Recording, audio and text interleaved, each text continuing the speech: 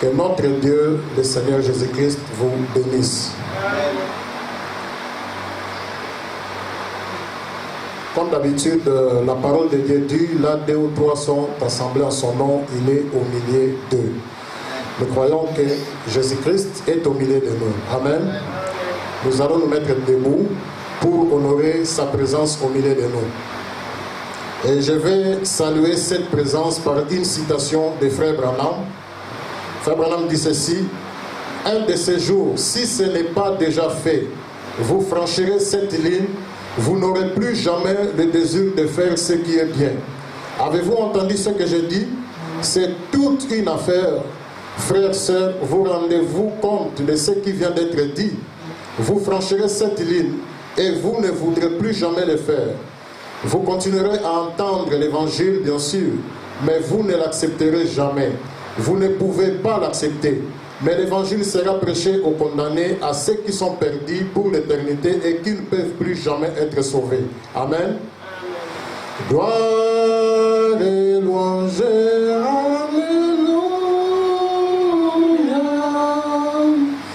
Gloire et louange, alléluia. Alléluia. Gloire et louange.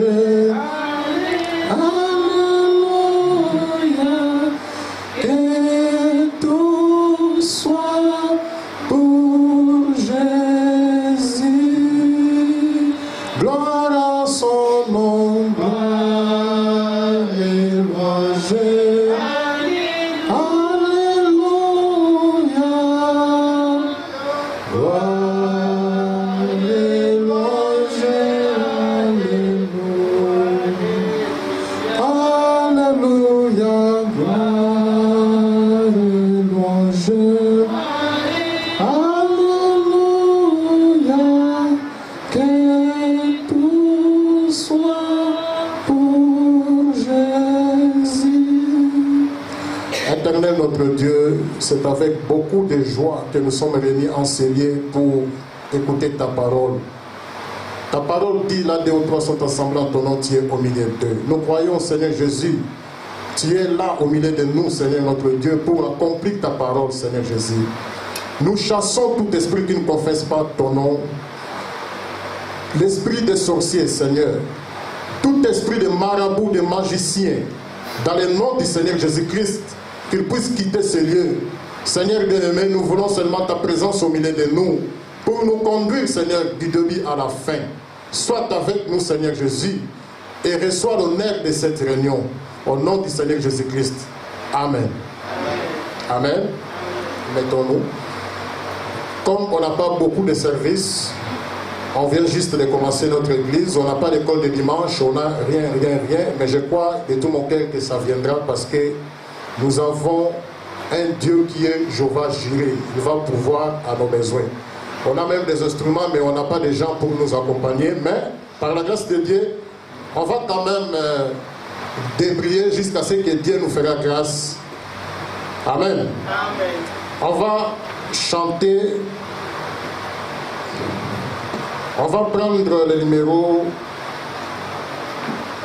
231. Ma richesse et ma gloire.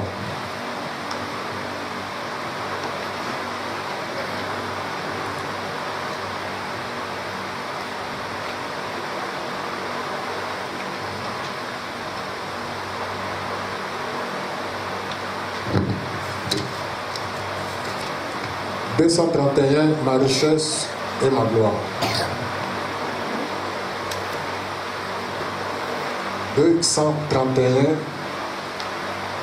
ma richesse et ma gloire.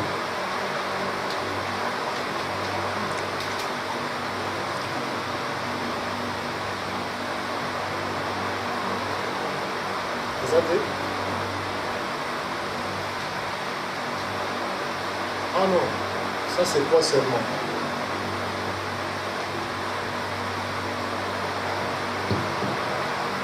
Donc c'est dans le cantique aux âmes. Aux âmes. On est là? Non, c'est à l'ouest. Je m'excuse, à l'ouest. Que Dieu vous bénisse. À l'ouest, le soleil se couche. Il arrive à la fin de sa course. Et je vois bien que le temps est là. Pour le temps du coucher du soleil. Oh, c'est la fin, c'est la fin, c'est la fin de la course. C'est la fin, c'est la fin, c'est la fin de toute chose. Et voici que la lumière du soir à l'ouest pour moi apparaît. Elle manifeste le Fils de l'homme. Je le crois, c'est vrai, je le crois. Oh, c'est la fin, c'est la fin, c'est la fin de la course. C'est la fin, c'est la fin, c'est la fin de toutes choses. Pèlerin, c'est la fin de la course. Il faut vaincre le monde parti. Attention, messieurs, quelle est-il? Il faut vaincre le monde parti. Oh, c'est la fin, c'est la fin, c'est la fin de la course. C'est la fin, c'est la fin, c'est la fin de toutes choses. On va prendre le numéro 247, ma richesse et ma gloire.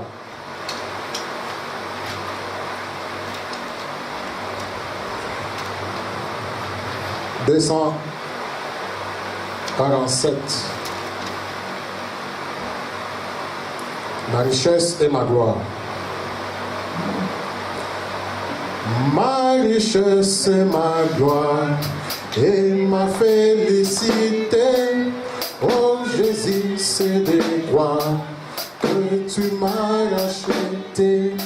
Rempli de confiance en toi, divin sauveur. Je vis dans l'espérance et je marche sans peur. Rien n'ôte le souillé, rien ne guérit le cœur, sinon le blessure et le sang du sauveur. Oui, Jésus seul nous lave de toute iniquité et procure l'esclave de l'iniquité. Oh, que toute la terre apporte à ce sauveur ses péchés, sa misère. Il fait grâce aux pécheurs. Son amour insondable lui fit quitter le ciel pour donner aux coupables un salut éternel. Amen. On va laisser le temps à la parole. Que le Seigneur vous bénisse. Avec nos mains levées, on va chanter une cantique d'adoration pour appeler des prédicateurs.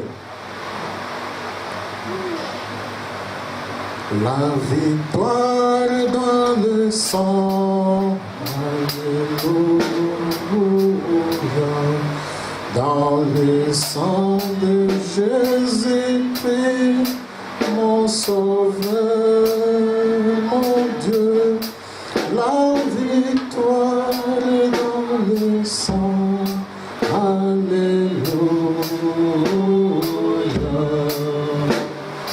En Jésus, la gloire à l'union, Jésus, gloire, gloire, gloire, gloire, puissance en Jésus, oh, gloire, gloire à lui l'honneur,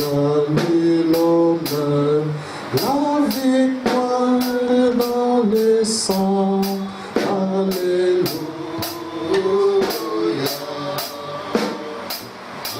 Jésus, la gloire à lui, l'honneur, Jésus, gloire, gloire, gloire, puissance à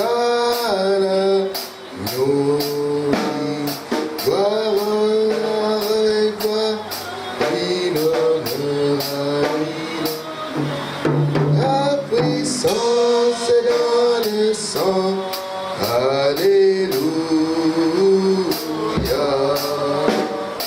À Jésus la gloire, lui l'honneur. Bénis le Seigneur. Seigneur Dieu notre Père, te bénissons, nous te rendons grâce et nous élevons ton nom. Te sommes infiniment reconnaissants, Seigneur, de nous avoir rassemblés en ces lieux, afin de venir dans un temps de communion autour de ta parole. Nous aimons beaucoup cette parole, Seigneur. Amen. Parce que nous croyons que la vie, ô Dieu, demeure dans la parole. Amen. Et tout ce dont nous avons besoin se trouve dans cette parole. Tu nous as tant aimés, Seigneur, que tu nous as envoyé ce message. Afin que ce message soit la lumière à nos pieds, Seigneur. Que cela conduise notre marche, Père. De sorte, ô Dieu, que nous ne puissions pas trébucher sur la révélation qui sera placée au milieu du chemin. Éternel notre Dieu, alors que nous sommes venus ici, te prions, Père, de bénir chacun d'entre nous. Te prions, Père, de pouvoir aux besoins d'un chacun d'entre nous. Mais ce qui est notre plus grand besoin, Père, c'est que tu puisses t'occuper de nos âmes. Parce que nous avons compris, Seigneur, à quoi ça servirait un homme de gagner le monde entier, de perdre son âme. Oh Dieu, c'est pour ça que nous amenons ces âmes sous le thé de Malachie 4, afin qu'ils soient consumés du feu de Dieu, Seigneur. Et que de là, oh Dieu, bien-aimé, puisse sortir des fils et des filles de Dieu. Bénis chacun d'entre nous, Père, alors que nous sommes entre tes mains, au nom du Seigneur Jésus-Christ. Amen. Nous allons nous lever pour lire la parole de Dieu. Et nous allons lire là où nous sommes en train de lire. Nous sommes dans Matthieu au chapitre 16. Et nous allons lire les versets 17 et les versets 18. Matthieu au chapitre 16, la Bible dit ceci.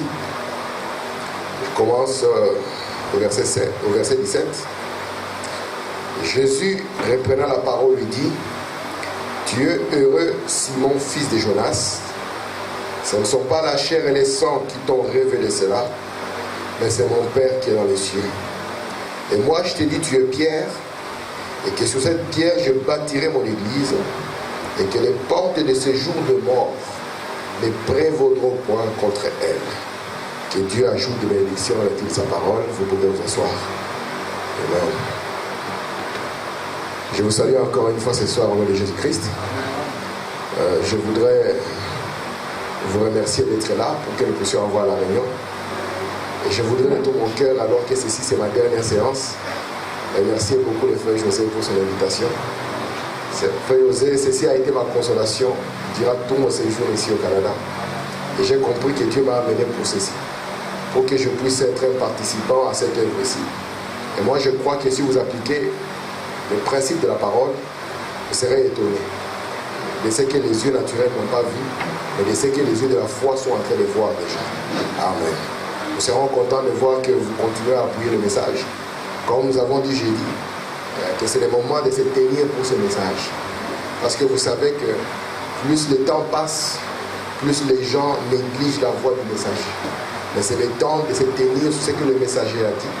C'est le temps de défendre le message de Frère Branham. Amen. Afin que cela soit une bénédiction pour les âmes qui sont autour ici.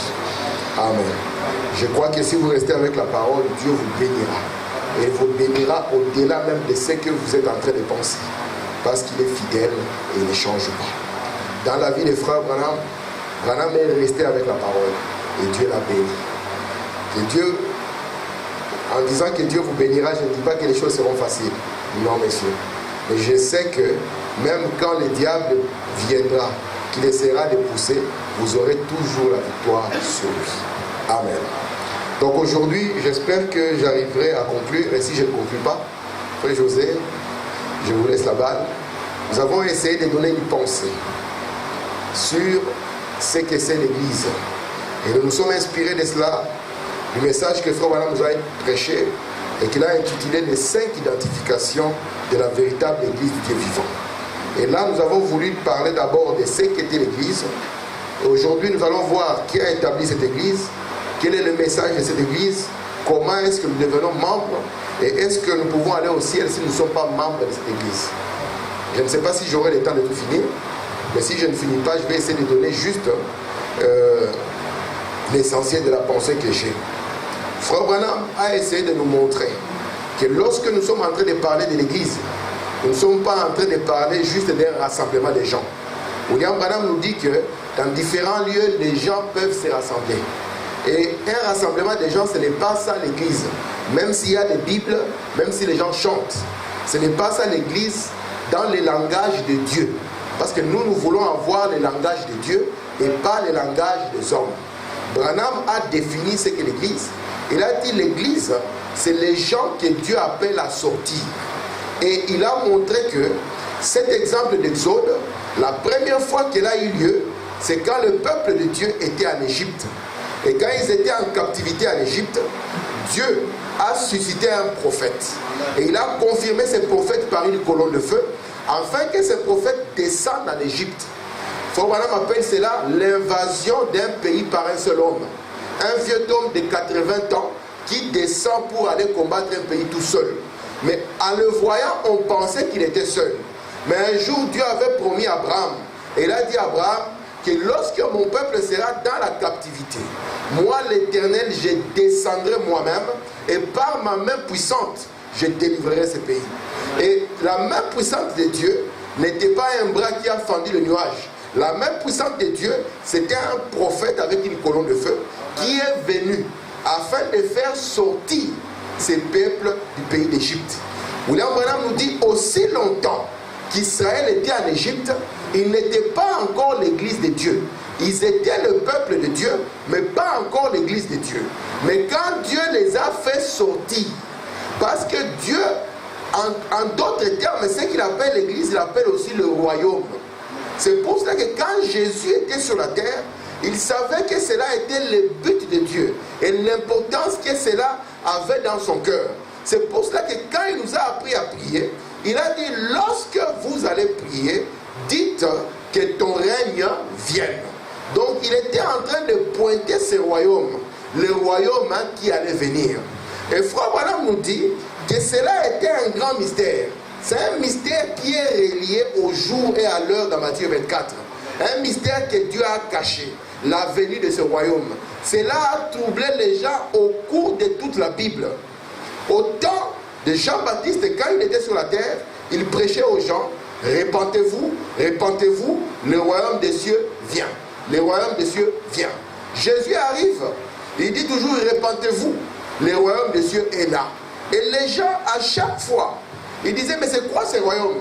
Jusqu'à ce qu'à un moment, les disciples se sont rassemblés pour lui demander, Seigneur, quand est-ce que tu vas rétablir le royaume ici? Et Frère Branham dit, il voulait le pousser à aller prendre le trône de Pilate. Mais ce n'était pas ça l'objectif que Dieu avait.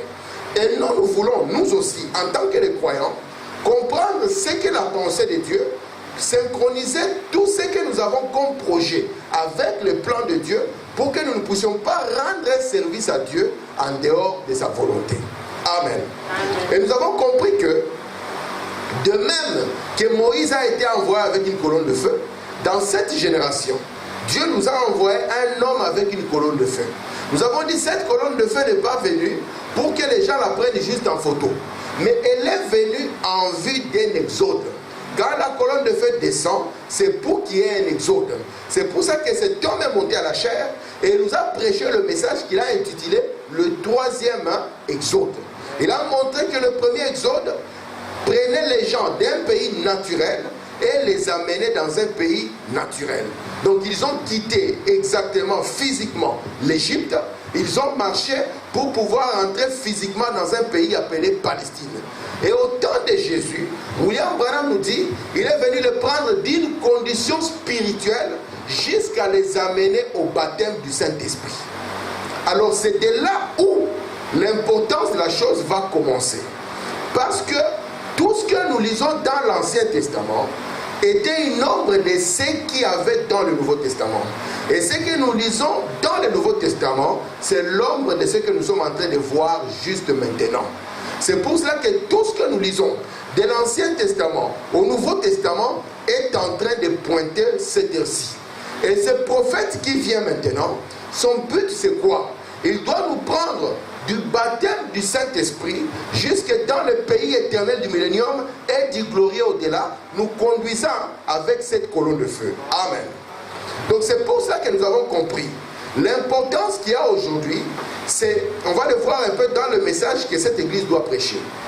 Nous avons compris que quand Dieu avait tiré le peuple d'Égypte, ce n'était pas juste pour qu'il reste dans le désert, mais Dieu les tirait de là parce qu'il avait un pays dans lequel il devait aller. Et Frère Branham nous dit que nous aussi aujourd'hui, nous avons un pays que Dieu a ouvert devant nous. Il a dit cela dans l'Union invisible, paragraphe 144. Il dit que c'est le pays qu'on appelle le message. On appelle ça, il dit le pays des 7 sceaux. C'est ce que Dieu a ouvert pour que nous puissions quitter les pensées des gens, les pensées du monde, les interprétations pentecôtistes et mondaines pour entrer dans cela. Et c'est ça le but pour lequel nous sommes en train de faire cette œuvre. Pour que le peuple quitte ses imaginations. Frère Branham dit que Dieu m'a envoyé pour que je vous sorte des pensées pentecôtistes et du monde et que je vous conduise vers la véritable expiation. La parole qui est faite chair ici devant vous. Et c'est ça le but pour lequel nous sommes en train de combattre. Et c'est ça le dernier plan que Dieu a pour l'humanité. Parce qu'aujourd'hui, Frère Branham nous dit que vous allez juger les anges. Et Frère Branham dit, comment allez-vous juger les anges? Les gens ont pensé que vous allez vous asseoir sur des chaises. Il y aura des gens avec des ailes qui vont passer pour que vous les jugiez. Et heureusement que Dieu nous a envoyé un homme qui a la capacité d'interpréter la parole. Frère Branham dit que tous ces mouvements religieux sont devenus des anges déchus. Et il dit, et vous allez les juger en devenant des fils et des filles de Dieu. Amen. Et c'est pour cela que Dieu est en train de nous tirer. Et il commence à nous tirer. Pourquoi? Pour que chaque chose que nous allons prêcher, que nous puissions la définir par rapport au sceau. Parce que Frère Branham dit que depuis que les sceaux ont été ouverts, la Bible est devenue un livre nouveau. Ça signifie qu'au cours des âges, les gens ont présumé. Et présumer signifie s'aventurer sans aucune autorité. Ils ont essayé de lire dans un livre qui était fermé. C'est pour cela qu'ils voyaient comme dans l'ombre dans le miroir. Mais dans cette génération, Dieu nous envoie un don qui vient pour ouvrir complètement la parole afin que vous puissiez voir ce que Dieu a écrit dans sa parole, avoir l'interprétation correcte de ce que Dieu a écrit dans sa parole et que vous puissiez la contempler et que vous puissiez être changé dans la même image. Amen. Et nous avons compris maintenant. Frère Branham pose la question, qui a établi cette église? Parce que le problème qu'on a aujourd'hui dans les historiques des gens, c'est que les gens peuvent dire, moi j'ai commencé ceci, moi j'ai commencé cela. Mais Branham vient de dire ici, il dit, cette église ici, qui est-ce qui l'a établie? Parce que nous voulons savoir quand est-ce que cette église a été établie, qui est-ce qui l'a établie, pourquoi il l'a établie, quel est le message que cette église doit prêcher, et afin que nous aussi, nous puissions faire cela pour respecter le programme de Dieu. Je vais lire Frère Branham. Frère Branham dit ceci dans le message, toujours les 5 identifications. Je suis au paragraphe 33. Il dit, les gens m'ont toujours fait des histoires parce que j'attaquais si vivement les organisations. Ce ne sont pas les gens que j'attaque, c'est cet esprit dominateur qui fait que les gens pensent, c'est nous, ce peuple-là. Il continue, le peuple de Dieu, c'est son peuple appelé à sortir. Je crois qu'il se trouve dans toutes les dénominations. Il pourrait être catholique, il pourrait être protestant, il pourrait être juif, il pourrait être de n'importe quelle espèce d'église. Mais la vraie église, c'est le corps mystique de Jésus-Christ. Frère Branham nous montre que chaque organisation, vous savez mes frères, l'organisation c'est une chose à se tenir très loin de cette histoire. Parce que l'organisation est complètement contre les plans de Dieu. Et quand nous étions jeunes dans ce message, lorsqu'on nous parlait des organisations et des dénominations, nous étions en train de regarder les églises au dehors. Et c'était ça la plus grande erreur. Quand vous voyez la parole, ne regardez pas au dehors, regardez à vous-même. Parce que Frère Branham nous dit qu'une personne elle-même peut être une dénomination. Et Frère Branham dit comment commence une dénomination. William Branham nous dit qu'une dénomination commence toujours par la vérité. Il dit que c'est la vérité d'abord qui est prêchée. Et puis après, qu'est-ce que les gens font? Au lieu de continuer avec cette vérité, ils mettent un point et ne savent plus avancer avec le mouvement de l'esprit. Or, nous comprenons que dans chaque exode, depuis que Dieu a envoyé Moïse en Égypte pour que Moïse puisse tirer le peuple, ce qu'il faisait, c'était quoi? Quand le peuple campait, ils attendaient le signal de cette colonne de feu qui était devant eux. Quand la colonne de feu avançait, et aussi automatiquement, ils étaient obligés d'avancer avec cette colonne de feu. De sorte que, s'ils refusaient d'avancer, alors que la colonne de feu avançait, ils se risquaient à la mort. Parce que le prophète Moïse, lui-même ne connaissait pas le chemin. Il savait que moi, je vais suivre la colonne de feu. Et cette colonne de feu qui était là durant la nuit, qui était la colonne de nuée durant le jour, c'est elle qui décidait de quand avancer et de quand ne pas avancer. Or, souvenez-vous qu'à la Pentecôte, la même colonne de feu est descendue. Et elle s'est divisée au-dessus des têtes de chaque disciple pour montrer que le même Jésus-Christ était toujours prêt à conduire son église, non plus dans un exode physique, d'un pays physique à un pays physique, mais de les conduire dans les choses de l'esprit. Amen. Et William Branham nous dit la dénomination. Le problème avec eux, c'est que Dieu a commencé par révéler. Parce que la manière de faire de Dieu, c'est que Dieu d'abord a donné l'Ancien Testament. Et vous savez que tout ce qui était dans l'Ancien Testament, ce n'était que l'ombre. Il n'y a rien qui est dedans qui était la réalité.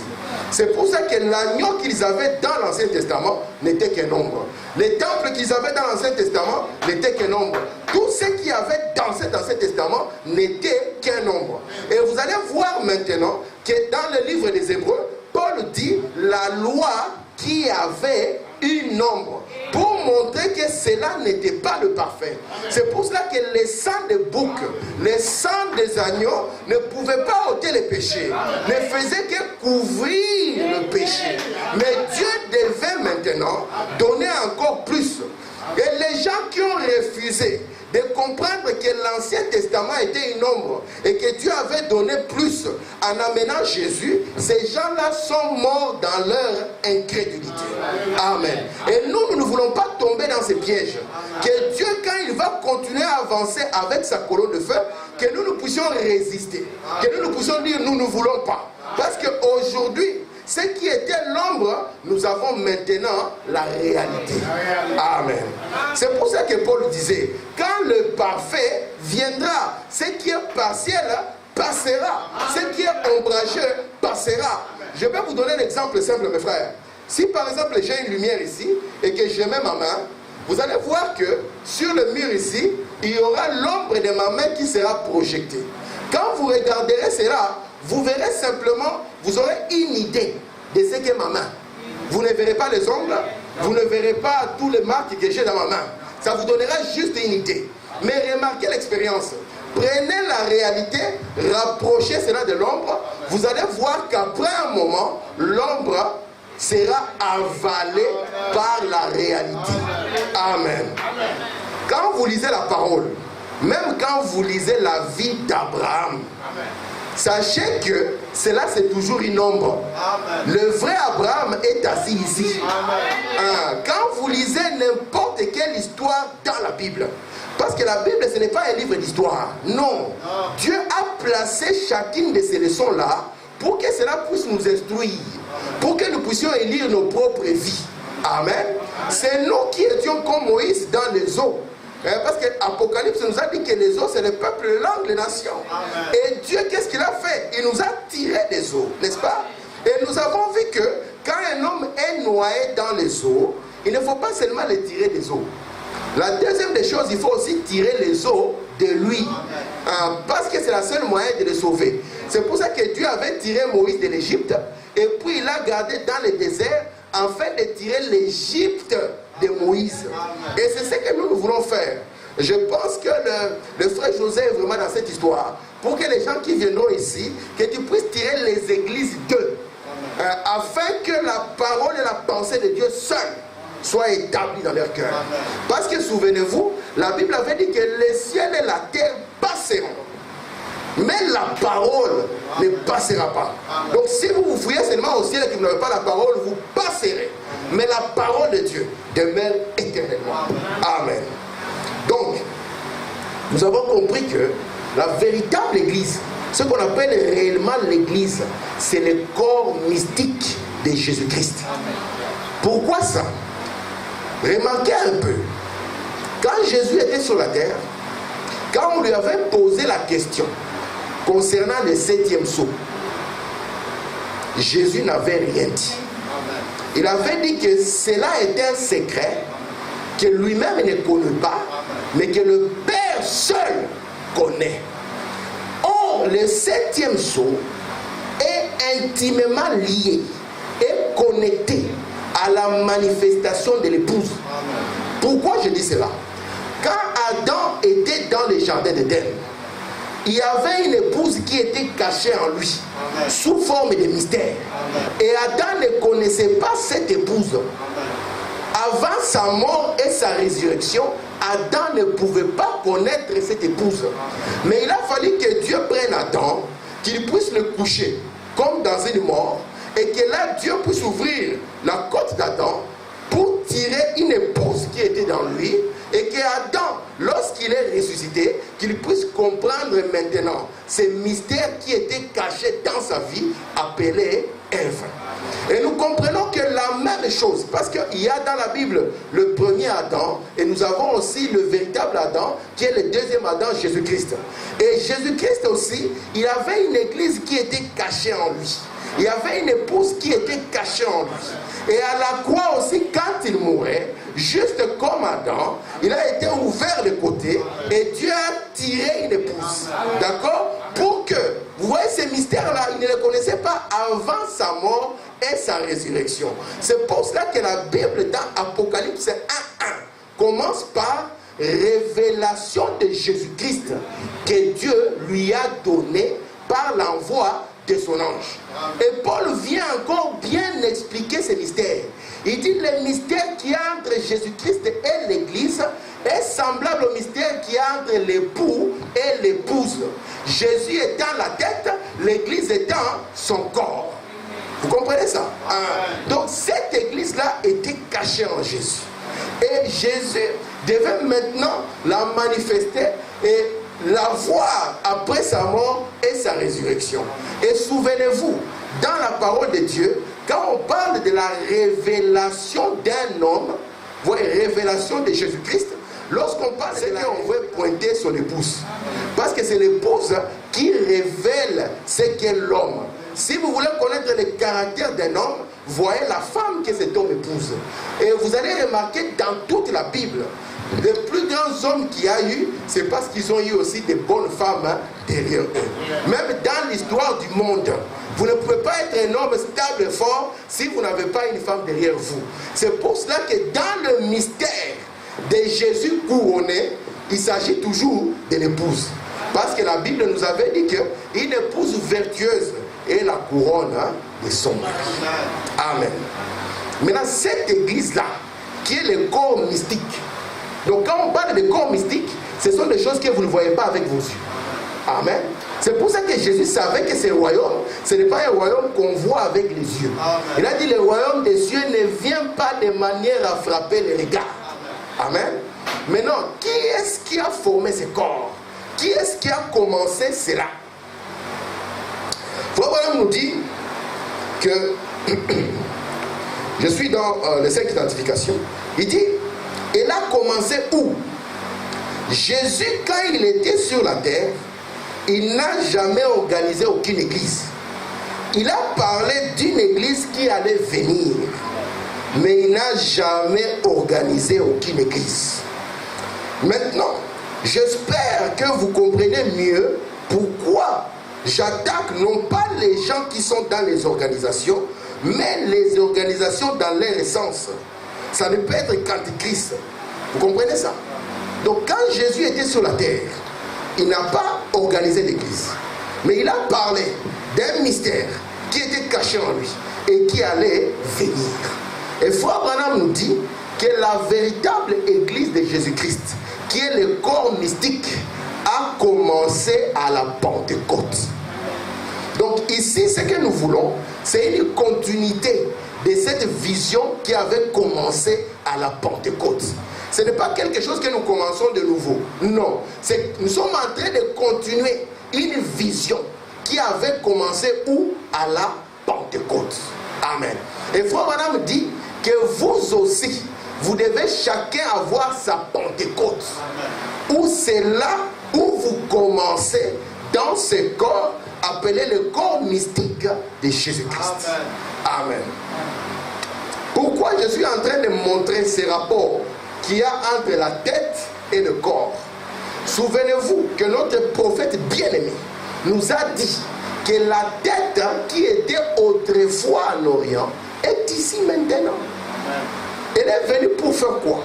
Afin de s'unir au corps, afin que le corps ne puisse exécuter que la pensée qui est dans la tête. Donc Jésus ne peut pas vouloir que son église puisse marcher selon les pensées des hommes. Il ne peut pas vouloir que son église puisse être dominée par des gens. Frère Branham dit que l'église n'a pas été créée par des évêques, ça n'a pas été créé par des anciens, ça n'a pas été commencé par qui que ce soit, mais cette église appelée corps mystique de Jésus-Christ a été établie par Jésus-Christ lui-même. Amen. Et personne n'a la même mise sur cette église si ce n'est Jésus-Christ lui-même. Amen. Peu importe votre renommée, peu importe votre grandeur, ici il s'agit de l'épouse du royaume. Amen. Amen. Souvenez-vous que si vous lisez dans Apocalypse 3, commençant au verset 14, l'église de la Odyssée, vous allez voir que la récompense que Dieu donne ici, c'est une récompense du royaume. Parce qu'il dit, à celui qui vaincra, je le ferai asseoir où? Sur mon trône. Comme moi, j'ai vaincu et je me suis assis avec mon Père sur son trône. Je n'ai pas le temps de rentrer dans cela. Frère José, nous avons beaucoup de rendez-vous, n'est-ce pas? Pour que nous puissions comprendre que lorsqu'on parle du trône, on est en train de viser le règne, n'est-ce pas? Et ce règne ici, c'est que Dieu veut l'établir où? Dans le cœur des gens. Souvenez-vous que ce royaume ici, c'est un royaume dans le plan de Dieu qu'il veut rétablir. Pas seulement établir, mais rétablir. C'est quelque chose qui était, c'est quelque chose qui a été caché et que Dieu maintenant veut rétablir. Alors, parlons un peu de cela. Lorsque Dieu a créé l'homme, nous sommes dans Genèse 1. Lorsque Dieu, vous savez que tous les secrets de la Bible partent de là. Dieu avait dit, créons l'homme à notre image et selon notre ressemblance. Quand l'homme était créé à l'image de Dieu, à la ressemblance de Dieu, le prophète nous dit que c'était une théophanie. Amen. Et dans une théophanie, il ne pouvait avoir ni peur, ni inquiétude, ni souci, ni maladie. Il ne pouvait mourir, il ne pouvait craindre rien. Amen. Il était bien dans cette position appelée théophanique. Vous comprenez cela? Mais Dieu voulait que cet homme puisse se multiplier. En d'autres termes, que cet homme puisse amener d'autres hommes qui sont à l'image de Dieu. Alors Dieu prit cet homme qui était un être esprit, il alla le placer dans un corps de chair. Amen. Nous sommes dans Genèse chapitre 2, lorsque la Bible nous dit que Dieu forma un homme de la poussière de la terre. Alors il souffla en lui pour placer l'homme qui était spirituel dans un corps de chair. Quelque part, le prophète nous dit que là, l'homme était en train de descendre. Vous voyez ça? Donc il était à un niveau élevé et là, il est descendu. Donc descendre là, c'était entrer dans la chair. Et quand il est entré dans la chair, c'est là où tous les problèmes ont commencé. Amen. Si vous lisez dans le message Attitude de qui est Dieu, paragraphe 20, Frère nous dit là-bas que le premier homme que Dieu a créé, vous ne pouvez pas le voir. Le deuxième homme, c'est un halo de lumière. Il dit le troisième homme, il dit c'est une nuée blanche. Il dit c'est cela qui était, il dit l'âme de l'homme, le Saint-Esprit. Vous êtes là? Amen. Ça, l'âme de l'homme, le Saint-Esprit. Et c'est ça le véritable royaume qui était dans l'homme. C'est pour ça que l'homme qui était dans Genèse 1, il a commencé à dominer le monde. Amen. Il pouvait lui-même nommer les animaux et Dieu ne pouvait pas être contre. Dieu l'a établi comme un maître sur la terre. Il pouvait calmer la tempête. Il pouvait demander au soleil de briller et de changer. Hein? Vous comprenez? Il pouvait faire toutes les choses ici sur la terre parce qu'il était soumis au Dieu qui était le Dieu de l'univers. Mais lorsque le péché est venu, et souvenez-vous mes frères, de la même manière que Dieu voulait amener quelque chose au travers de la femme, le diable aussi a voulu utiliser le même canal pour produire le problème. Dieu avait voulu tirer. Ça c'est un grand mystère. Dieu n'a pas voulu créer une autre femme. C'est pour cela que la femme n'était pas dans la création originelle. Mais Dieu a voulu qu'elle puisse être une partie d'eux. Parce que le véritable mariage n'est pas la monogamie ni la polygamie. Le véritable mariage, c'est l'union. Quelqu'un qui se marie à une partie de lui-même. C'est pour ça que quand Adam avait vu Ève, alors qu'il avait vu beaucoup d'animaux, mais quand il a vu Ève, il a dit cette fois-ci, pas les autres fois, mais cette fois-ci, voici une chair de ma chair, l'os de mes os. Il dit on l'appellera femme parce qu'elle a été tirée de l'homme. Et c'est pour cela que Jésus-Christ, lorsqu'il va parler de son église, ça ne sera pas quelque chose d'autre. Ça sera une partie réelle de Jésus-Christ. Vous comprenez? De sorte que si vous manquez de révérence envers cette partie de Jésus-Christ, c'est à Jésus-Christ lui-même que vous êtes en train de faire du tort. Et il dit que ce que l'on fera à l'un de ces petits, vous savez ça? Il dit ça sera à moi qu'on l'aura fait. Or le mystère de l'un de ces petits, c'est un mystère que Dieu a caché dans la Bible. L'un de ces petits, c'est celui qui vient en dernier. C'est celui qui vient en dernier dans la famille. Dans la famille de cette étoile, il savait qu'il y aura un qui viendrait en dernier. C'est pour ça qu'il a dit que l'un de ces petits, dans le royaume, est plus grand même que Jean-Baptiste. Amen.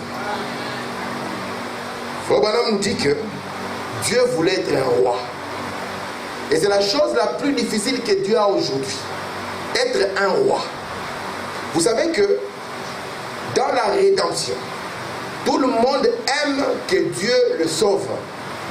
Si par exemple on dit aux gens ici que dans 5 minutes Montréal va brûler, je crois qu'ici on va manquer de place.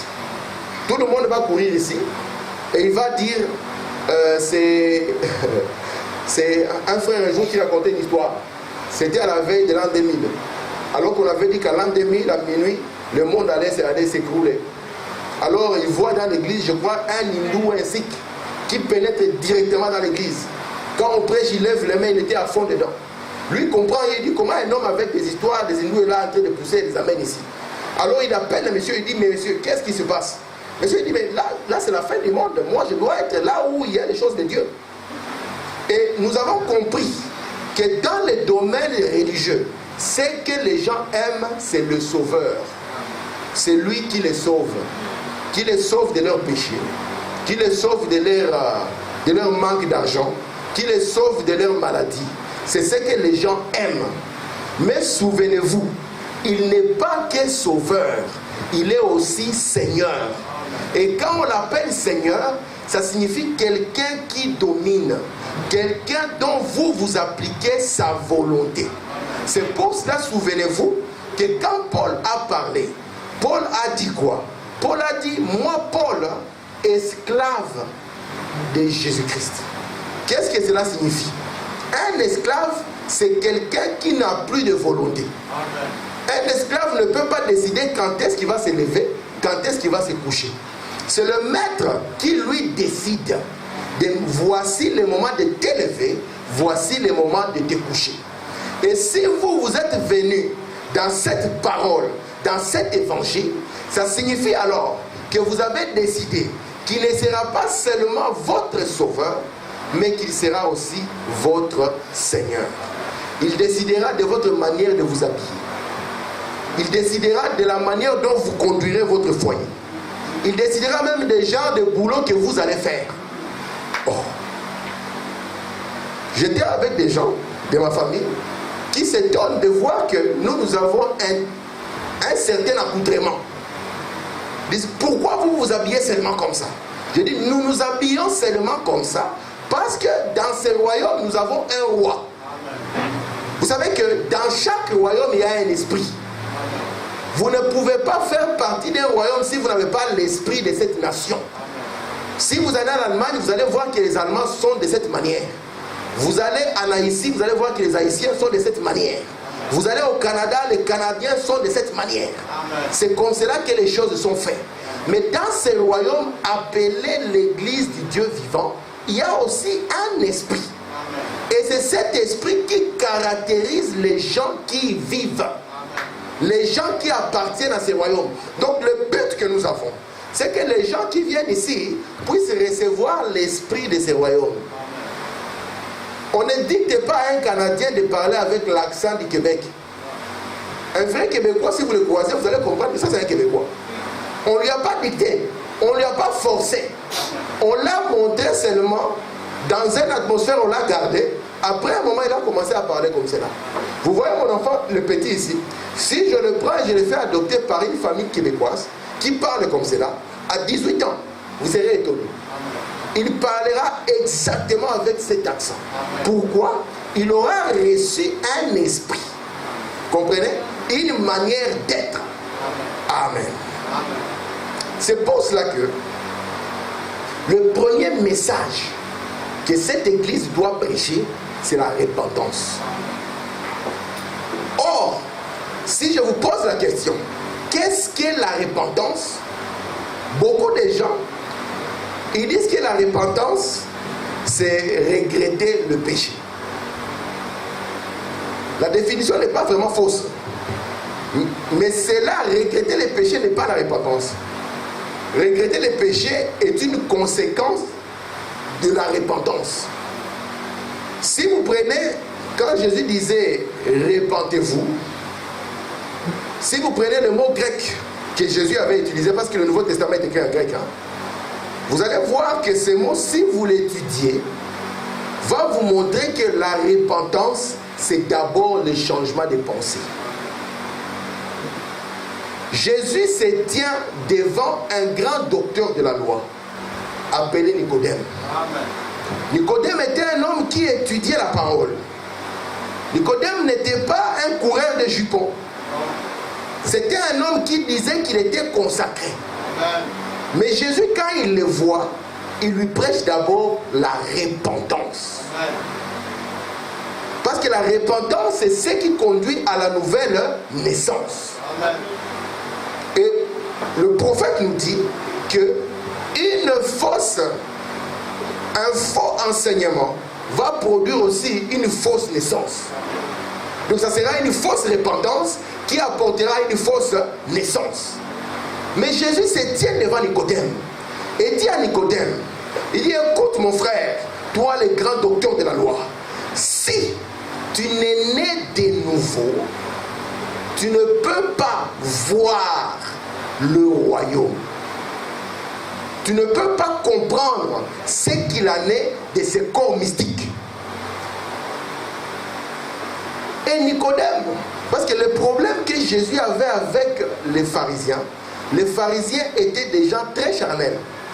Tout ce qu'on leur disait, ils rapportaient cela à la chair. C'est une espèce qui est encore vivante aujourd'hui. Toutes les promesses de Dieu, il les rapporte à la chair. Or, cette chair n'a rien à voir avec les promesses de Dieu. Amen. Amen. Quand Jésus leur dit, détruisez le temple, ils ne comprennent rien.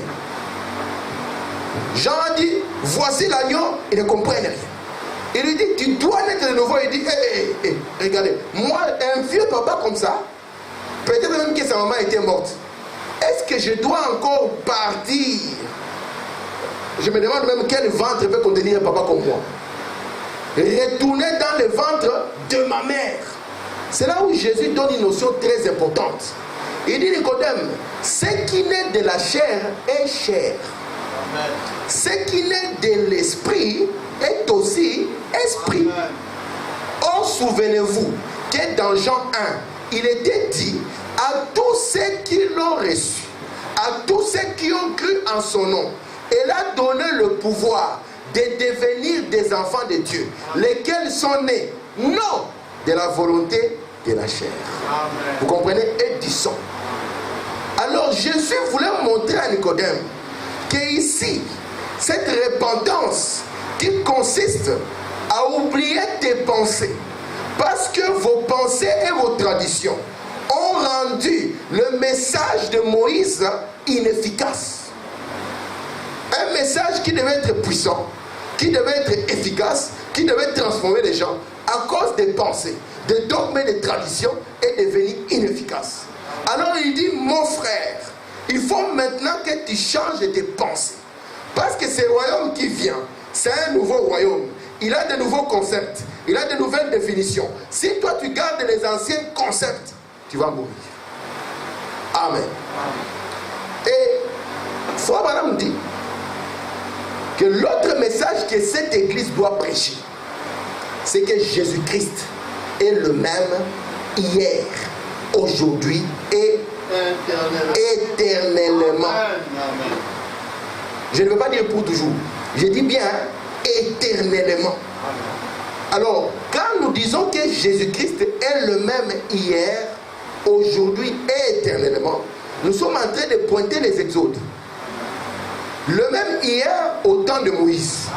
C'est pour ça que Moïse leur avait dit, l'Éternel votre Dieu vous suscitera du milieu de vos frères un prophète comme moi. Et celui qui ne l'écoutera pas, il sera retranché. Or, les gens au temps de Jésus, ils n'ont pas compris que Jésus, quand il est venu leur dire que la mort physique, ce n'est pas ça le danger. Il a dit le grand danger qu'il y a, c'est la mort de l'âme. Il a dit ne craignez pas une personne qui peut tuer la chair, mais craignez celui qui peut tuer l'âme.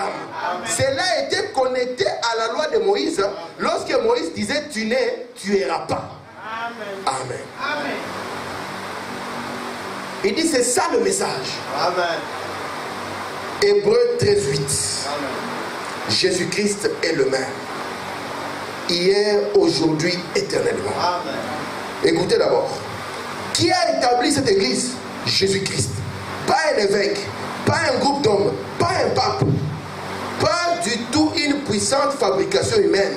Mais Jésus-Christ en a parlé. Que ce serait son royaume qui allait venir avec puissance. Écoutez bien. Quelques-uns qui sont ici, au chapitre 16 de Matthieu, en vérité, je vous l'ai dit, quelques-uns qui sont ici ne mourront point qu'ils n'aient vu le royaume de Dieu venir dans sa puissance. Amen. Écoutez, juste quelques jours après ça, il a été crucifié et le Saint-Esprit est descendu. Quelques-uns de ceux qui sont ici ne mourront point qu'ils n'aient vu le royaume de Dieu. Est-ce en ces temps que tu établiras le royaume? Lui ont demandé les Juifs. Il a dit, ce n'est pas à vous de connaître le temps ou le moment, c'est que le Père a fixé dans sa pensée. Mais vous recevrez une puissance. Acte 1, vous recevez une puissance après que le Saint-Esprit sera venu sur vous. Vous recevez une puissance. Il dit, non pas après être devenu évêque, devenir prédicateur, pape ou devenir prêtre, vous recevrez une puissance après que le Saint-Esprit sera venu sur vous. Celui-là le témoin que Dieu voulait avoir. Un témoin après que le Saint-Esprit serait venu. Pas un témoin pour dire que moi je suis évêque, pas un témoin pour dire que moi je suis pasteur, mais un témoin du roi ressuscité. C'est ça la véritable église du Dieu vivant. Si vous entrez dans la chambre du roi, dans la pyramide d'Enoch, vous allez voir que dans la chambre du roi, on pensait qu'il y avait des grandes richesses. Mais quand ils sont entrés, ils ont trouvé juste qu'il y avait un tombeau vide. Et que le tombeau vide était en direction de l'Occident. Juste un tombeau vide. Ils ont dit un grand bâtiment comme ça, il n'y a que ça. Mais ce que Dieu a écrit là-bas, c'était pour nous. C'est pour ça qu'il dit que vous devez être les témoins. Les témoins de quoi? De la résurrection de Jésus-Christ. Parce que si aujourd'hui, je prends frère Célestin, le frère Célestin, quelle est la preuve que Jésus est ressuscité? Si tu me dis, il y a des tombeaux qui est vide là-bas, je te dirais que les Juifs sont toujours là en train de regarder ces tombeaux. Et les Juifs sont en train de penser que les disciples de Jésus avaient volé son corps. N'est-ce pas? Mais pour que Jésus soit vivant aujourd'hui et que nous soyons témoins de sa résurrection, il faut vraiment prêcher le message, la preuve de ta résurrection aujourd'hui. Ça signifie que nous devons voir la même vie, la même chose que Jésus était en train de produire, se reproduire ici devant nous, pour que nous puissions dire quoi? Oui, réellement, Jésus n'est pas mort, mais Jésus est en vie. Amen. C'est lui qui est le roi de ce royaume. Il n'a pas d'associé dans son royaume. Vous savez que Adam, quand Dieu l'a placé sur la terre, nous allons parler des lois qui régissent l'église, des lois qui régissent même le foyer.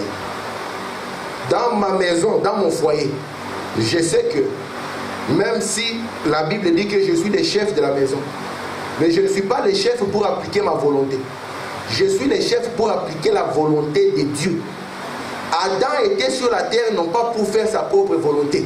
Adam était sur la terre pour faire la volonté de Dieu.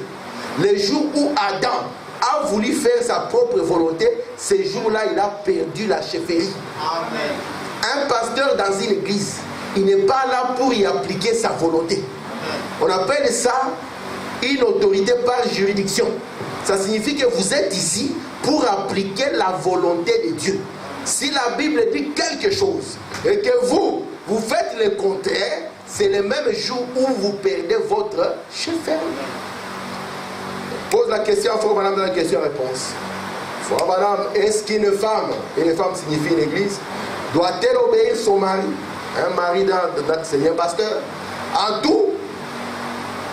Là, on dit non. Aussi longtemps que c'est la parole. Amen. Parce que nous sommes des fils et des filles de Dieu. Et ça signifie que nous sommes des gens qui appartiennent à ce royaume.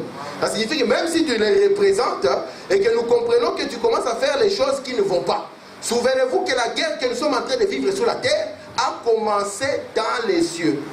Lorsqu'il y avait un ange appelé Lucifer qui a voulu amener sa propre pensée, alors que Dieu avait aussi sa propre pensée. Nous sommes les anges qui se tiennent avec Michael pour faire la grande bataille. Amen. Amen. Je vais lire. Faut me dire, les gens les laissent entrer, ils disent, je les laisserai être sauveurs, mais ils ne les laisseront pas être seigneurs. Seigneur, ça veut dire possession, domination. Entre dans mon cœur, Seigneur, sauve-moi de l'enfer, mais ne me dis pas de quoi je dois faire. Vous savez qu'un vrai chrétien n'a pas de vie privée. Je mens? Un véritable chrétien n'a pas de vie privée. Vous ne pouvez pas dire ça c'est ma vie privée. La vie privée n'existe plus. Parce qu'on avait une porte du cœur où c'était écrit vie privée. Et cette porte du cœur, lorsque nous l'avons dit sois Seigneur et Sauveur, nous lui avons dit prends toutes les portes. Amen. Amen. Nous n'avons plus une petite vie secrète à nous. Ça signifie que notre vie entière nous lui avons donnée. Amen. Il dit ceci.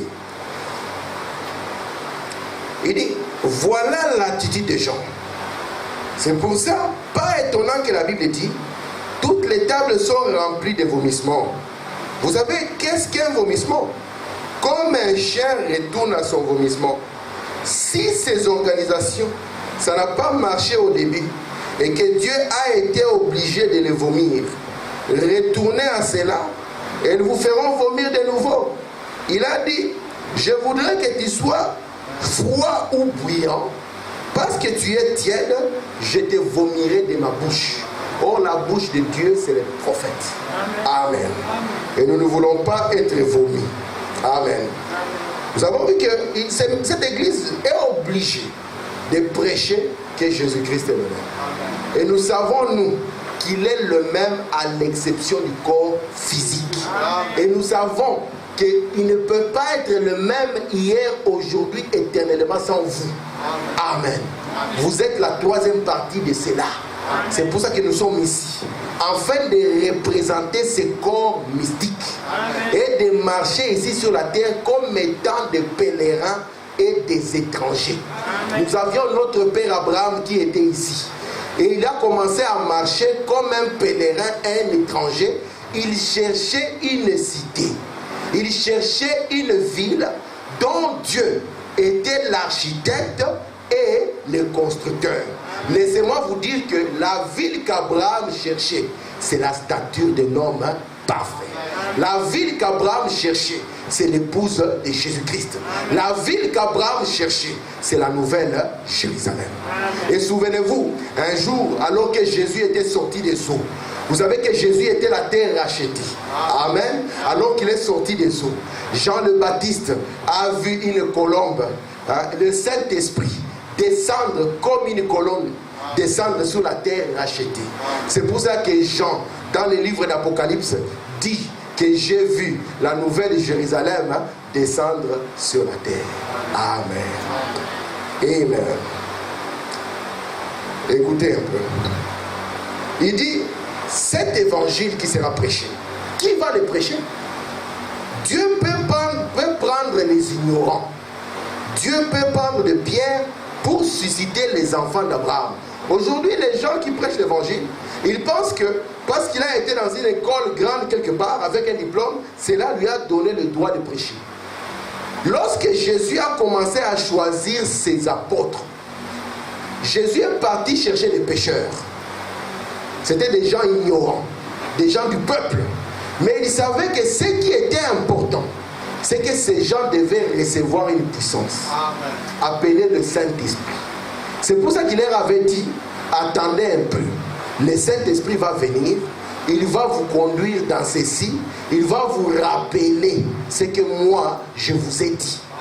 C'est pour ça qu'il dit ici que pour confondre le monde, parfois il va utiliser des gens de rien du tout pour prêcher cet évangile, pour être les témoins de sa résurrection, pour être les témoins et les représentants de ce corps mystique.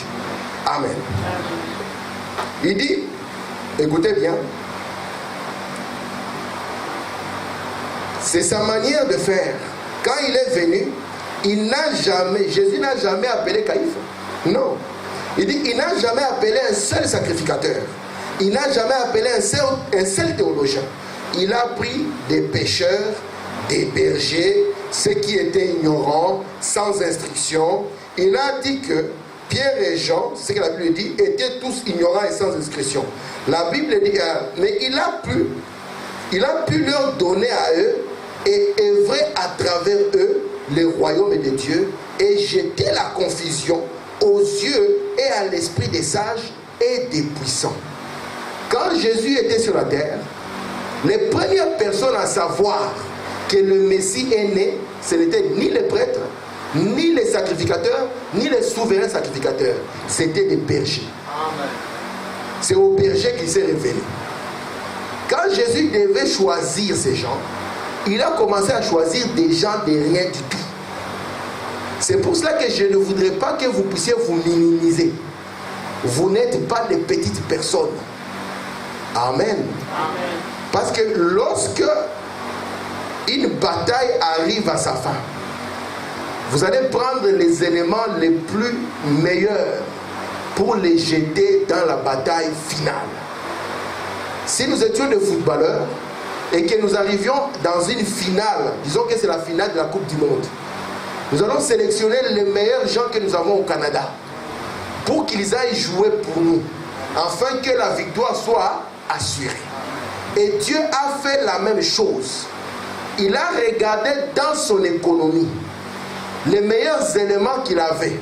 Ce n'était pas Abraham, ce n'était pas Moïse, ce n'était pas Élie, ce n'était pas qui que ce soit. Mais il a regardé dans son économie. Il a commencé à voir les frères José. Il a commencé à voir le frère Célestin. Il a commencé à voir la sœur Cécile. Il a commencé à voir la sœur Nicole. Ainsi de suite. Et Dieu a dit, voici les gens. Et vous savez que les Noirs, vous avez une particularité. Quand Jésus devait porter sa croix, de toutes les races de la terre, la seule race qui était capable de prendre la croix, non pas seulement de la prendre, mais de la mener jusqu'au bout, c'était la race noire. C'est pour ça qu'à chaque fois que Branham priait pour un noir, il disait, Seigneur, souviens-toi, au jour de ta chair, c'est l'arrière-grand-père de cet homme ici qui a pris la croix et qui l'a mené jusqu'au bout. Et Branham savait que son message était pour vous les gens de la jungle. C'est pour cela qu'il dit que mon cœur est en train de soupirer pour la jungle. Or, où se situe la jungle? Regardez, le nord de l'Afrique c'est le désert, le sud de l'Afrique c'est le désert. La jungle se situe dans cette partie du milieu. Le cœur de Branham était en train de soupirer. Et quand Branham a mis le pied au Congo, il a dit, si on amène ce message à ces gens ici, ils vont le croire. Et Branham a vécu qu'une fois que vous allez le croire, vous allez être dispersés dans le monde entier. Pourquoi? Parce que la Bible avait dit que la reine du Midi, la reine du Sud, la reine du pays noir devra venir pour faire quoi? Parce qu'elle a vu qu'aujourd'hui, avec plus que Salomon, elle viendra avec beaucoup de biens pour témoigner et juger, condamner cette génération. Amen. C'est pour ça que Dieu vous prend, vous les gens, des petites gens. Parce que l'homme noir aujourd'hui, c'est un homme de petite valeur. Mais c'est vous qu'il a confié les secrets du royaume. Amen. Pour que vous puissiez être les témoins de ces corps mystiques, que ce soit au Canada, où on dit que ça ne marche pas. Prouvez à Dieu qu'ici ça marche. Amen. Frère Madame dit, vous êtes les fils où Dieu vous place, ça doit prospérer. Amen. Vous êtes Joseph. Amen. Parce que Joseph c'est la perfection. Amen. Et nous savons que la perfection c'est la pierre de fête. N'est-ce pas? Et c'est vous qui constituez la pierre de fête. Alléluia. C'est pour cela que quand Dieu vous a placé ici, même Joseph en prison, la prison a prospéré. N'est-ce pas? Joseph dans la maison de Potiphar, la maison a prospéré. Et je crois ici, qu'ici nous allons prospérer. Amen. Amen. Je vais me presser. Donner les idées seulement. Il dit, comment devenons-nous membres de cette église? Parce que souvent, vous allez voir que les gens, quand ils commencent quelque chose, c'est toujours, viens avec moi, viens dans mon église, fais ceci pour moi, fais cela pour moi. Mais ici, Branham nous dit, comment nous allons devenir membres de cette église? Parce que pour nous, ce serait triste de remplir les bancs alors que nous ne sommes pas membres de cette église. Amen. Il dit ceci, comment adhérons-nous à cette église? Il dit, vous n'y adhérez pas. Vous ne pouvez pas y adhérer. Il n'y a aucun moyen d'y adhérer. Vous y entrez par une naissance. Amen. Il y a 51 ans que je fais partie de la famille Branham et je n'ai jamais adhéré à la famille. Je suis un Branham de naissance. Amen. C'est de naissance que vous êtes un fils ou une fille de Dieu. Pourquoi je dis cela? Dans cette église, nous n'adhérons pas. Dans cette église, nous devons seulement naître. Or, cette naissance est connecté à la nouvelle naissance. Amen. Moi, les enfants que j'ai ici, je n'étais pas en train de marcher en cours de route. Et puis j'ai vu un enfant qui m'a dit, est-ce que tu veux que je devienne ton fils? Ce sont des enfants qui sont nés dans ma maison. C'est pour cela que Jésus voulait aussi qu'il y ait des enfants qui naissent dans sa maison. Amen. Et souvenez-vous que la première doctrine de Jésus, c'était la nouvelle naissance. Or, cette nouvelle naissance, il ne s'agit pas seulement d'être secoué sur une chaise. Non, messieurs. Cette nouvelle naissance, il s'agit d'une création au moyen de la parole. Dieu projetant son image en vous. Comprenez ça? Amen. Cette nouvelle naissance, il ne s'agit pas seulement que vous tombiez par terre. Non. Cette nouvelle naissance ici, il s'agit d'une création au moyen de la parole. Dieu projetant sa personne en vous. Amen. Et comment vous allez savoir que vous êtes né de nouveau? Vous avez posé la question. La preuve de l'Esprit de Dieu, la preuve du Saint-Esprit, c'est laquelle? Il a parlé avec le frère Livet et ils ont conclu que c'était l'amour. Oh, Dieu dans une vision. Les visions du prophète, c'est ainsi dit le Seigneur. Viens et corrige le prophète.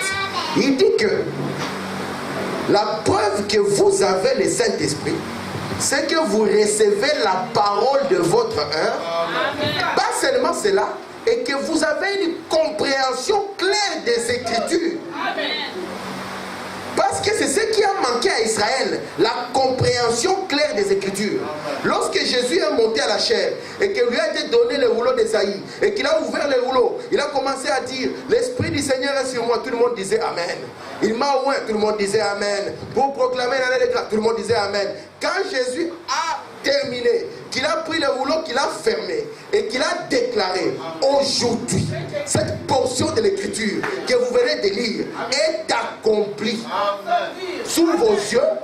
C'est là où la guerre a commencé. Parce que, pourquoi la guerre a commencé? La guerre a commencé parce que ces gens n'étaient pas nés de nouveau. Ils n'avaient pas quitté l'ancien système. Parce que dans l'ancien système, la Bible avait dit qu'un jour, Dieu viendra dans son temple, que les montagnes seront élevées, que les montagnes seront abaissées, que les vallées seront élevées et que les arbres applaudiront. Et les gens qui étaient des gens charnels, qui ne pouvaient pas comprendre le langage de l'esprit, ils ont commencé à attendre de voir un jour les montagnes s'abaisser, les vallées s'élever, les arbres applaudir. Comme cela n'est pas arrivé devant leurs yeux, quand ce prophète de Galilée est monté à la chair et qu'il a déclaré qu'aujourd'hui cette portion de l'écriture est accomplie devant vos yeux, tout le monde voulait le crucifier. Amen. Et nous voulons naître par une création. Dieu projetant son image en nous. Et nous avons la compréhension claire des Écritures. Parce que vous savez, Gamaliel avait enseigné Paul. Il lui avait enseigné la théologie de son temps. Et Paul était un homme très zélé, d'une trentaine d'années, mais qui avait une grande expérience. Jusqu'à ce qu'un jour Paul découvre que ce qu'il pensait connaître de Dieu, cela était devenu de la boue. Et nous voulons aussi être des gens comme ça. Nos expériences passées, nous voulons voir cela comme de la boue pour gagner Christ. Alors comment devenons-nous membres? Écoutez ce que la Bible dit. Dans Jean 3, 1 à 8, la Bible dit ceci. Il y avait un homme d'affaires nommé Nicodème, un chef des Juifs, qui vint à lui. Il était venu le soir, la nuit, là où personne ne le voyait à cause de sa réputation. Il dit, Rabbi, nous savons que tu es un docteur venu de Dieu. Personne ne peut faire le miracle que tu fais si Dieu n'est avec lui. Jésus lui répondit, en vérité, je te dis, si un homme n'est né de nouveau, il ne peut voir le royaume. Or, ce que nous voulons, c'est voir ce royaume. Tous les gens de tous les temps, ils ont attendu pour voir le royaume. Or, voir le royaume, ce n'est pas le regarder avec les yeux. Voir le royaume, c'est comprendre ce qui est né de ce royaume. Amen. Alors, c'est là où Jésus lui parle. Il lui dit, tu dois naître de nouveau. Écoutez, vous ne pouvez pas y entrer par une adhésion. Vous devez y entrer par une naissance. Non pas adhérer, mais venez pour naître. Alléluia. Il dit, vous n'y adhérez pas. C'est une chose mystérieuse. Vous entrez par une naissance dans le corps mystique de Christ. Voilà comment vous y entrez. Parce que 1 Corinthiens, au chapitre 12, le verset 13 dit ceci. En effet, non pas d'une poignée de main ou d'un seul vœu. Je fais peu de croire à la très sainte église romaine. Venez me serrer la main. Non. Il dit, un seul corps. Comment entrons-nous dans ce corps? Comment y entrons-nous? Nous avons été baptisés d'un seul esprit pour former un seul corps. Amen. C'est là où nous comprenons l'importance de l'esprit. Et cet esprit dont nous parlons, c'est l'esprit qui était en Jésus-Christ. Amen. Et si cet esprit qui était en Jésus-Christ se trouve en vous, je me demande comment, frère José, si l'esprit de Beethoven entre en toi, toi qui ne sais pas jouer les instruments, tu vas t'étonner. Tu vas écrire des chants de musique classique. Tu vas jouer tous les instruments de musique classique. Parce que l'esprit de Beethoven est en toi. Et si l'esprit de Christ est en toi, vous savez que c'est à Antioche, dans la Bible, où la première fois, on a appelé les gens des chrétiens. Pourquoi est-ce qu'on les a appelés des chrétiens? Ils ne sont pas dit nous sommes des chrétiens. Non. Vous savez que vous pouvez arriver à un endroit, si vous êtes un vrai chrétien, même si vous ne dites pas que vous êtes chrétien, vous restez calme. Après un moment, ils vont dire, vous êtes un chrétien. Parce que souvenez-vous, quand un jour Pierre avait voulu être comme les autres, il a dit non, comme ici ça devient difficile, hein, je vais venir seulement me mettre dans les groupes. Il a commencé à parler dans ces groupes-là. Mais quand les gens ont écouté le langage de Pierre, ils ont dit, toi aussi, tu étais avec ces messieurs. Et c'est pour cela que quand les gens ont vu les premiers croyants d'Antioche, ils ont regardé l'esprit qui était sur eux. Ils ont vu que physiquement, ce n'était pas Jésus, mais le comportement était comme celui de Jésus. Alors, ils les ont appelés des chrétiens. Quel genre de chrétiens nous sommes aujourd'hui? Soi-disant avec ce message, avec l'esprit de Christ sur nous. Quel comportement, quel sacrifice, quelle consécration, quel objectif, quel motif dans notre vie. Jésus, quand il était sur la terre, il avait un motif et un objectif, le royaume de Dieu. Et il a donné tout ce qu'il avait. Je vais vous dire, mes frères, la mort de la croix, c'était la mort la plus horrible qu'il y avait à cette époque-là. Et vous savez, même quand on montre la croix et qu'on essaie de mettre un petit vêtement là, quand on crucifiait les gens à cette époque, on les crucifiait sans habit.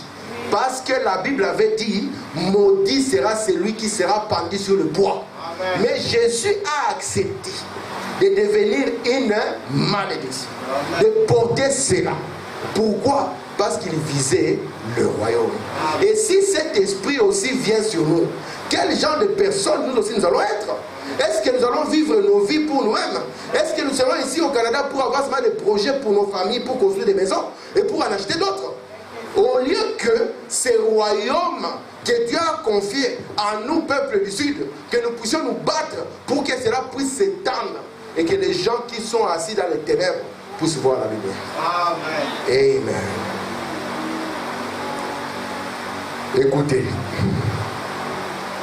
Maintenant, pouvons-nous aller au ciel sans l'église? L'église dont nous parlons ici n'est pas un bâtiment. On peut vous chasser d'un bâtiment, mais aussi longtemps que Dieu ne vous a pas chassé de son économie, Dieu est avec vous. Parce que la Bible nous dit dans le livre des Hébreux, que c'est Hébreux à partir du verset 11, il dit là-bas quand on descend, que les croyants des temps anciens, ils se sont cachés dans les grottes et les antres de la terre, et dont le monde n'était pas digne. Et nous savons dans l'histoire de l'Église que les premiers croyants ont été maltraités. Pourquoi? Ont été maltraités parce que Jésus avait dit, s'ils ont fait ceci, à l'olivier franc, qu'en sera-t-il de l'olivier sec? C'est pour ça que si vous tenez sur le principe de Dieu, le monde ne vous aimera pas. Parce que le monde n'a jamais aimé Jésus. Le monde ne peut jamais l'aimer. Parce qu'il s'agit de deux natures différentes. Amen. Écoutez maintenant. Quand on parle d'aller au ciel, beaucoup de gens ils pensent que le ciel c'est quelque chose qui est au-dessus des nuages ici. Et ils pensent qu'un jour, ils seront quelque part au-dessus des nuages. Ça c'était le ciel du temps de maman de Frère Branham. Et Frère Branham dit, je pense que l'église a grandi par rapport à ce que ma mère me présentait. Le ciel n'est pas un lieu géographique. Non, messieurs. Il n'y a pas une coordonnée GPS qu'on dit que tu peux aller là-bas, c'est le ciel. Comme à l'époque où les astronautes sont partis à la Lune, les prédicateurs ont demandé aux astronautes, avez-vous vu Dieu? Alors celui qui n'a pas de fusée n'ira pas. Le ciel est d'abord une personne. Le ciel, c'est la personne de Jésus-Christ dans vous. Vous comprenez ça? Si la personne de Christ n'est pas en vous, il n'y a rien que vous pouvez espérer voir. Amen. Je dis bien, le ciel, c'est la personne de Jésus-Christ en vous. Amen. Parce que quand Jésus disait, je suis le pain descendu du ciel, il n'avait pas vu qu'il y avait un pain qui était descendu. Or, Jésus était réellement le pain descendu du ciel. Amen. Et le ciel ici, c'est la personne de Christ. Alors regardez, au temps de Luther, Dieu nous a donné la justification. Amen. Au temps de Wesley, Wesley est venu. Vous savez qu'une œuvre de la grâce n'anéantit pas l'autre. La sanctification n'a pas anéanti la justification. Ça signifie que même aujourd'hui, la parole que nous avons, la sanctification est reliée à cela. Amen. Amen. Parce que la Bible avait dit non. Il dit que si nous ne sommes pas des gens saints, nous ne pouvons pas voir Dieu. Amen. Et la justification a ouvert seulement la voie à la sanctification. Quand John Wesley est arrivé, il a dit à l'église, soyez saints comme votre Père est saint. Parce que Dieu exige la sainteté. C'est pour ça que Dieu voulait avoir un peuple qui est différent. Quand on a des gens qui fument, Dieu a dit, je vais avoir un peuple qui ne fume pas. Un jour, j'étais avec mon cousin. Il m'a posé la question, Tim, pourquoi est-ce que tu ne bois pas? Mais le premier miracle de Jésus n'était pas le vin. Moi, je lui ai dit, je ne bois pas parce que je suis un naziréen. Il m'a dit, c'est quoi ça encore? Il dit, quand tu rentres dans la parole, tu vas voir. Je lui ai donné un exemple qu'il connaissait. Il dit, tu vois Samson? Samson avait dit qu'il sera un naziréen toute sa vie. C'est pour ça qu'on avait même demandé à sa mère de ne pas boire ni vin, ni liqueur enivrante. Je dis, tu vois, moi je suis comme Samson. Je suis un naziréen. Tous les jours de ma vie, je ne peux pas m'approcher de ce qui est alcoolique. Parce que Dieu voulait avoir une race de gens. Des gens qui sont différents. Pas différents parce qu'ils ont peur du pasteur. Pas différents parce qu'ils ont peur de leur mari. Pas différents parce qu'ils ont peur de qui que ce soit. Ils seront différents parce qu'il y a une nature différente en eux. Même si vous les envoyez au fin fond de l'Indonésie, où il n'y a personne, vous verrez qu'il y a une nature en eux qui est en train de les garder. Frère Branham nous dit qu'une colombe est blanche, elle n'est pas blanche parce qu'elle va se laver à la piscine. Elle est blanche parce qu'en elle, elle produit de l'huile. L'huile qui vient de l'intérieur pour les nettoyer à l'extérieur. Nous ne voulons pas des gens qui sont nettoyés à l'extérieur et qu'à l'intérieur, ils sont des tombeaux blanchis. Mais nous voulons des gens dont le nettoyage part de l'intérieur vers l'extérieur. C'est pour ça que nous ne voulons pas, quand quelqu'un vient, on lui donne une longue jupe, et je ne sais pas, on lui fait comment là, on enlève tout ce qu'il y a comme histoire, et puis on le déclare sœur. Quand vous allez la marier à quelqu'un, vous allez voir qu'elle n'a jamais été sœur. C'est pour ça qu'il dit que nous devons nous marier dans le message et pas dans les églises locales. Amen. Amen. Voilà. Il dit ceci. Je suis en train de terminer. Quelle est l'identification de l'Église? Qu'est-ce qu'elle doit être? Il dit, c'est un groupe de gens que Dieu a appelé à sortir. C'est Jésus-Christ qui l'a établi. Pas l'évêque. Il dit, pas l'Église catholique. Pas les églises. Non, messieurs. Qui l'a établi? C'est Jésus-Christ. Quel est son message? La repentance, le baptême d'eau, la guérison divine. Je crois de tout mon cœur à la guérison divine. Amen. Parce que la guérison divine ne peut pas partir. Quand Dieu avait demandé à Abraham d'offrir des animaux, Abraham avait offert des animaux et Dieu lui a demandé de couper les animaux en deux. Mais il y avait des tourterelles.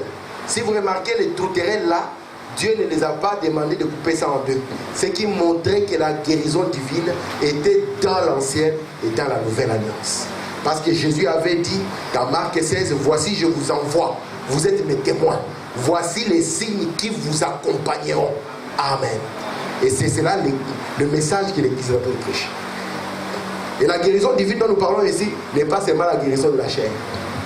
Parce qu'un jour il y avait un enfant qui était né. Son nom était William Branham. Et il était un peu bizarre, il sentait sa vie bizarre, il trouvait que ce qu'il faisait était drôle. Et un jour un ange vient et lui dit, ta naissance miraculeuse et bizarre, c'était parce que tu avais un don de guérison pour le monde entier. Mais je crois que le don de guérison, c'était la guérison des âmes. Nous voulons qu'ici, la guérison physique soit prêchée et la guérison des âmes soit prêchée.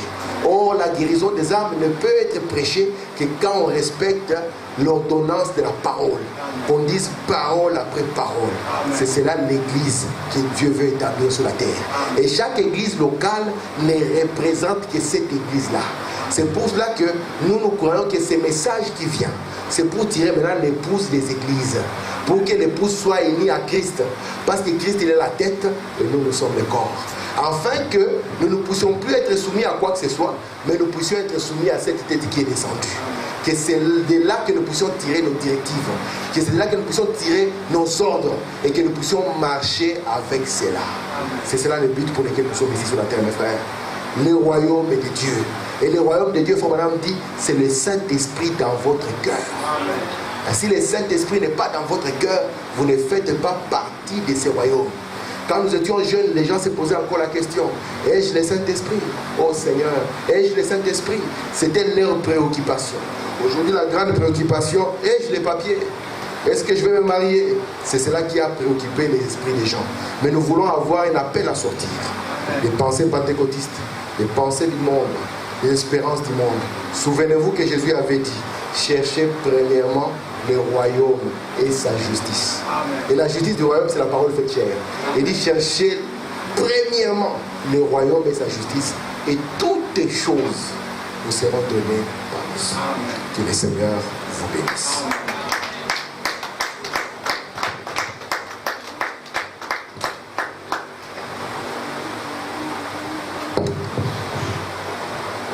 Donc je transmettrai les salutations à Bruxelles. Que Dieu vous bénisse. Merci. Amen. Amen. Que le Seigneur vous bénisse. Est-ce qu'on peut encore applaudir pour la parole? Que Dieu bénisse beaucoup les frères Tim. Je crois que c'est lui le premier visiteur de notre église. Que Dieu bénisse beaucoup son ministère. Mais je crois qu'avant décembre, si tout va bien, on va essayer d'officialiser notre église. On va inviter beaucoup de serviteurs de Dieu, par-ci, par-là. Et on va aussi inviter des chantres pour nous accompagner à cette manifestation. Et à ce moment, je crois que le frère Tim sera encore de retour parmi nous. Amen. Même si il va partir mardi en Belgique, mais on est toujours ensemble avec lui. Amen. On va remercier le Seigneur par 2 cantiques. Et après, je vais encore appeler le frère Tim pour clôturer notre réunion. Qui est cet homme de Jésus? Alléluia. Qui est cet homme de Jésus? Alléluia. Il marcha sur les eaux. Alléluia. Qui est cet homme de Jésus? Alléluia.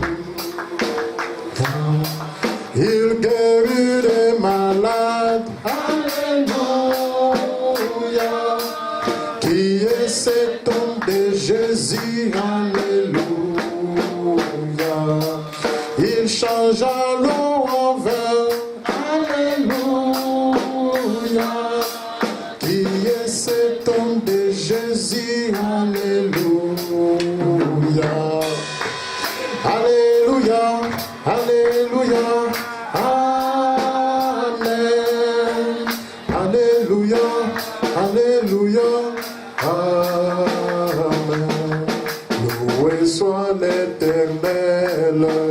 Alléluia. Loué soit l'Éternel. Alléluia. Loué soit Jésus-Christ. Alléluia. Loué soit l'Éternel. Alléluia. Jésus-Christ est ma force. Alléluia. Loué soit l'Éternel. Alléluia. Jésus-Christ ma bannière. Alléluia. Loué soit l'Éternel. Alléluia. Loué soit Jésus-Christ. Alléluia. Loué soit l'Éternel. Alléluia. Avec nos têtes inclinées, nous allons appeler le révérend Tim pour clôturer notre réunion. Merci Jésus. Merci Jésus. Merci Jésus. Merci Jésus. Alléluia. Alléluia. Alléluia. Alléluia.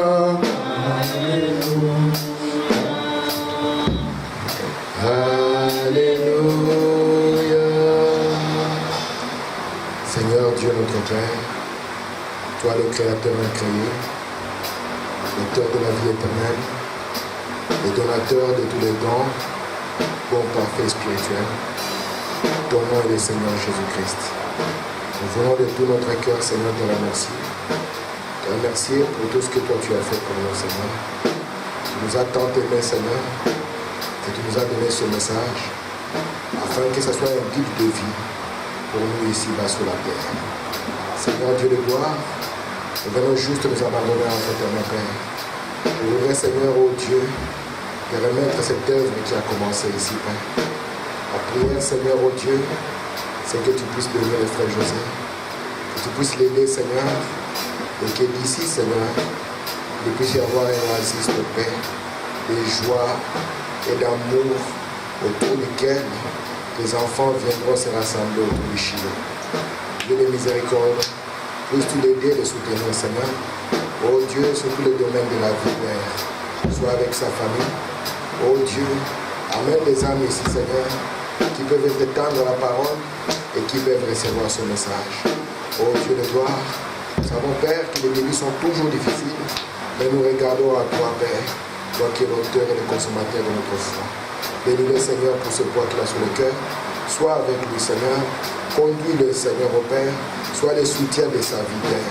Laisse que, Père, tu puisses bénir sa maison, puisses bénir son époux, Seigneur, ses enfants, qu'il puisse être un aide pour lui, Seigneur, un soutien, Seigneur, pour lui, Seigneur. Je l'abandonne entre tes mains, Père.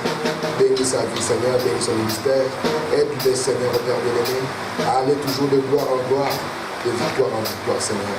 Je te remets chacun d'entre nous ici, Père. Alors que nous sommes venus ici, Père, notre prière, oh Dieu, c'est que tu puisses nous sceller dans les royaumes de Dieu, Seigneur. Il y a une personne qui part ici comme elle est venue, mais que nous puissions quitter ici, Seigneur, étant scellés dans ce royaume, Père, afin que partout où nous serons, que nous puissions être des témoins de ta résurrection aujourd'hui, Père. Parce que, oh Dieu, si tu nous donnes encore un avenir, que nous puissions encore venir t'excélébrer, oh Dieu, et te glorifier autour de ce grand message que tu nous as donné. Bénis les Seigneur, au-delà de toute attente, et c'est pourquoi nous n'avons rien, Père, que ta volonté soit faite.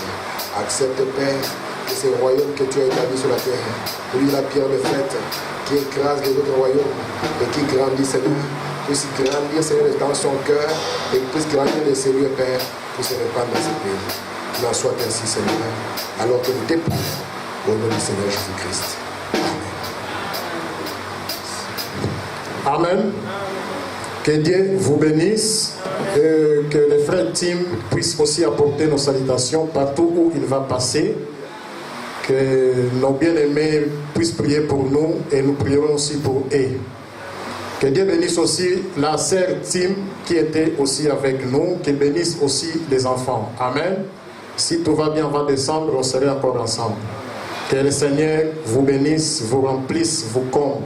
Amen. On a terminé notre réunion. Que Dieu vous bénisse. On a vu ça en mystique. Donc. Ah oui, mais oh, bah, ange, je suis chrétien. Mais comme la vision de c'est donc compliqué.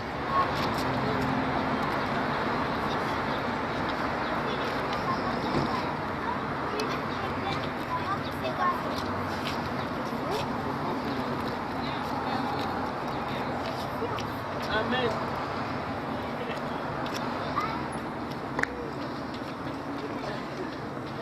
Peut-être alléluia, moi j'ai répondu Amen.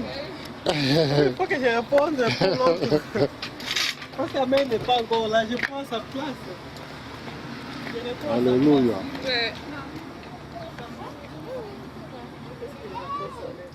Malikolo. Malikolo, ah. Ok. Ah, Congolais. Bah, ta groupe de prière là. Ah, la santé.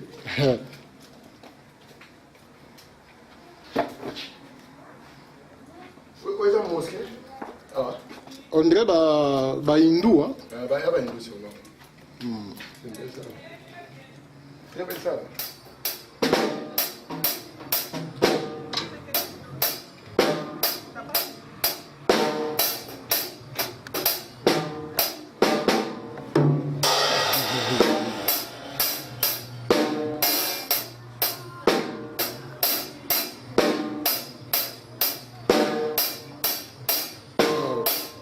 Premier drummer.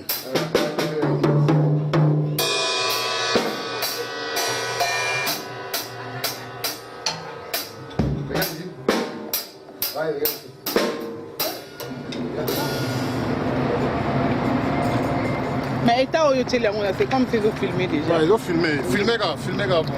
Ah, attends, arrête. Ils ont filmé déjà. La main, tu prends la photo. Enlève ta main, on dit. Avec le soleil.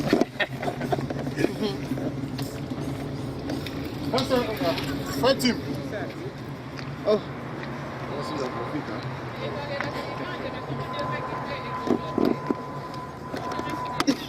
Ça la règle. Là, on a ils ont fait là déjà. Et ça, D'ailleurs, il faut bien mon Congo. na moi, na. Na quoi arranger en gros la maison de photo. Ah, ok. Kwanza bino mobimba.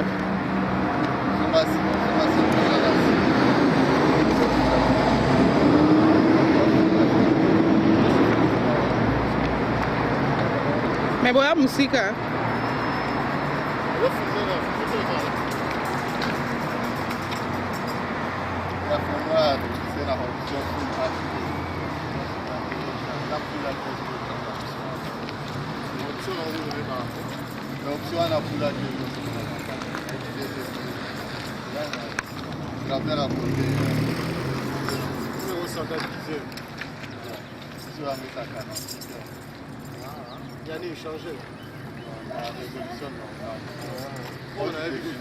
Là, la finale, la appelée dans le pôle.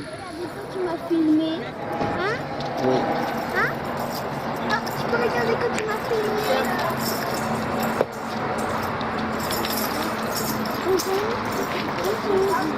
Tonton? Tu peux regarder que tu m'as filmé. T'as pas filmé, hein? Maman, il est là, là-bas. C'est vrai?